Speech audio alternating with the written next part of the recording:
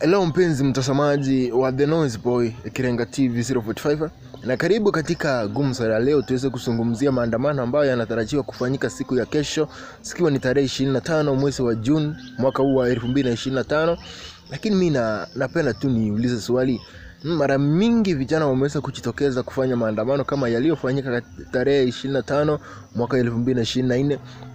Lakini watu wengi ambao waliweza kunufaika ni wanasiasa wengine wa upinzani, akiwemo aliyekuwa gavana wa Mombasa Ali Hassan Joho, Mpungo Pio Wandai, John Badi na wengine wengi ambao Wycliffe Oparanya aliyekuwa gavana wa Kakamega. Lakini tangu hao watu waingie mamlakani, na kuna kijana mwingine aliweza kupewa kazi wakisema ya kwamba ni Gen Z. Wakati hao watu waliingia mamlakani, hakuna jambo ambalo wamelifanya kukumbuka wale vijana ambao waliweza kuuliwa, kutetea haki za wananchi.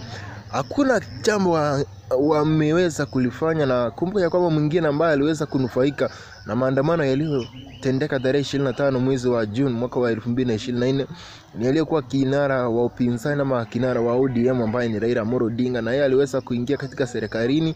Lakini hadi kwa sasa tunasema ya kwamba vijana wale ambao waliouliwa na wengine wengi ambao waliweza kujeruhiwa bado wako na maovu, bado wako na changamoto, hawajasaidiwa kitu chochote. Kwa hivyo nakusii na wasi ndugu zangu, kesho ni siku ya maandamano. Lakini kama wewe ni tegemeo kwenu, kama wewe unategemewa na ndugu na jamaa yenu, ama wewe uko peke yako, ni ili usitembee hata kutoka nje. Wewe kaa tu kwa nyumba.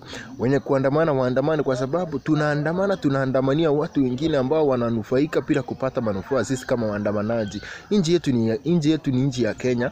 Lakini acha tujiandae mwaka wa 2027 ikifika, tufanye uamuzi bora. Asante sana.